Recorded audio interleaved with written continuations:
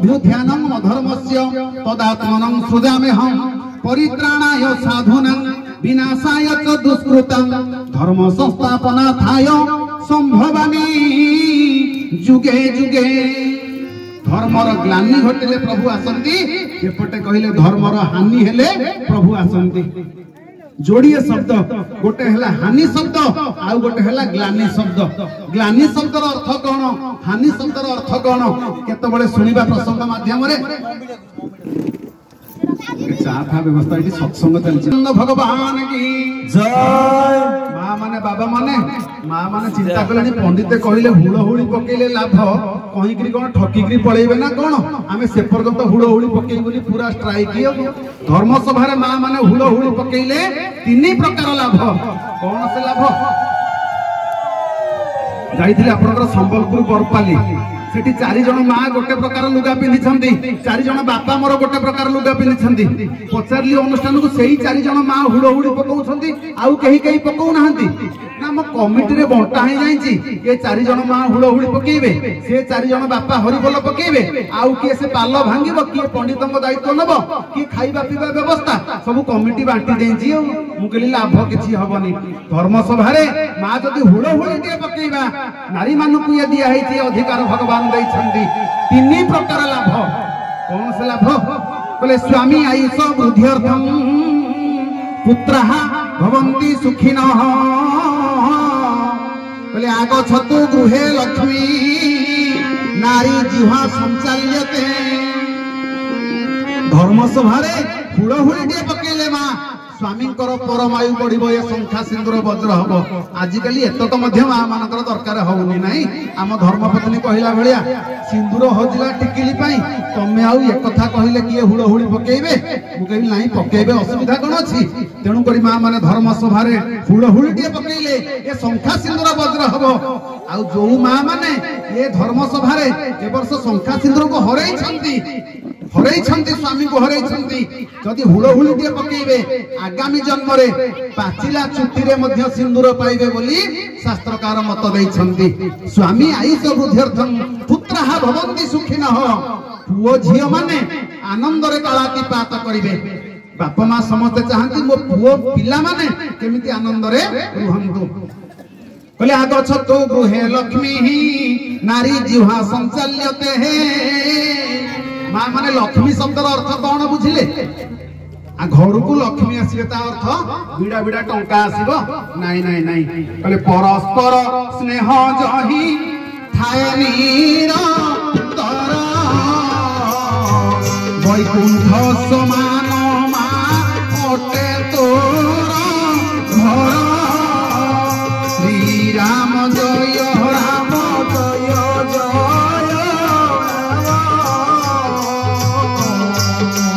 श्री राम जय राम जय जय।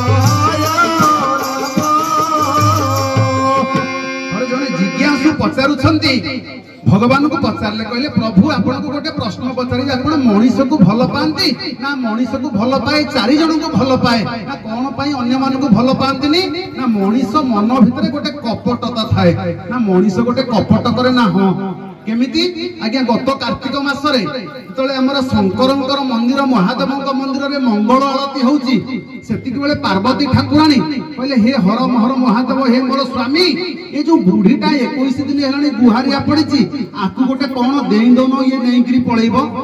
सकाळु सकाळु राति 4टारू भक्त माने आसुछंती आमे जीवाकू मंदिर रु असुविधा होची बाटरे सोईची बुढ़ीटा। शंकर कहले बुढ़ी सिना गुहारिया पड़ीची 21 दिन हेलानी हरिबोल ता भीतरटा परिष्कार नुह आ खाली कूट कपट रे ता भीतर पूरा हिंसा गर्व अहंकार रे ता भीतर पूरी करी अछि ना। छाड़ बुढ़ीटा केते दिन बंचिबो ताकू टिके कोन देखिकरी देई दियो से नेइकरी जाऊ। तू दीटा शंकर धरले ब्राह्मण वेश पार्वती धरले ब्राह्मणी वेश पहुंची गले बुढ़ी पाखे सकाळु सकाळु कहले बुढ़ी माँ तू कौन मागुचु मागे आमे निजे महादेव आसिलु ना प्रभु तमे आमरी गाँ महादेव रामेश्वर बुढ़ा।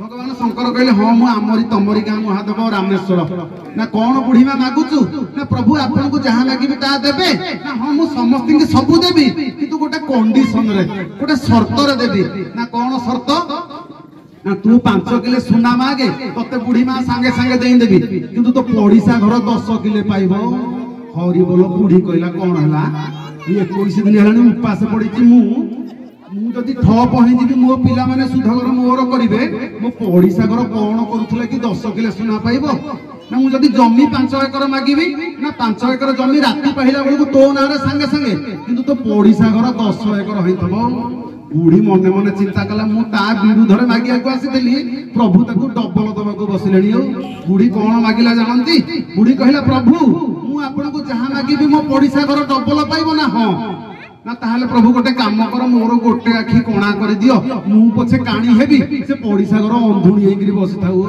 बोलिए सच्चिदानंद कंद भगवान की जय मां माने बाबा माने आमे समस्त धर्म कार्य करूचे प्रवचन सुनुचे किंतु हम भीतरटा एया नाही भीतरटा केही कहार परिष्कार करूने जेतेबेले अंतर बहिरी जदी साफ हरि भीतर आउ बाहर को सफा कर दबा भगवान हम घर को पूरा दिनक भीतर 18 थर जीवा आशा करिबा किए कहिला प्रभु आसीबनी मां माने बाबा माने आज पचारुछंती भगवान अवतार कारण को भक्त सकाशे बहुत नीति शिक्षा अच्छी आज बहुत कथा आपण मानक सुनैबा पई प्रस्तुत होइकरी आसी मां माने बाबा माने आज कहउछंती स्वामी परमायु बढ़िबो घर को लक्ष्मी आसीबे आउ कौन हम आग छंद गृह लक्ष्मी पिला माने सुखरे आनंद रे कालातिपात करिवे को मां माने न चाहंती मो पिला माने सुखरे रुहंतु समस्त हमें टिके धर्म सभा रे हुलहुली पकेबा तेनु करी हरिबोल टिए पकेले मध्य 2-3 प्रकार लाभ आज पार्वती पचारुछंती मो प्रभु कौन पई आसंती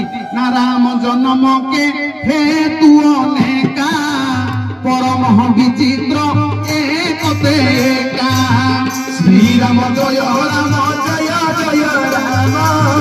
श्री राम जय जय राम प्रथम सकार न कहे विचारी निर्गुण ब्रह्म सगुण बपुधारी श्री राम जय जय राम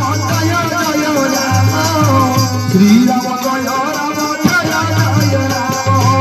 आज कहउछंती शंकर भगवान निर्गुण निराकार ब्रह्म भक्तर प्रेम रे सगुण साकार हेकरी आमे मंदिर रे पूजा करूचे आज पार्वती ठाकुराणी कहले समस्त कोन विश्वास करिवे एभली किए से भक्त अछि तांको प्रेम रे प्रभु निराकार रु नराकार रूप को धारण करंती बापा रेकॉर्डिंग दिए बंद कर।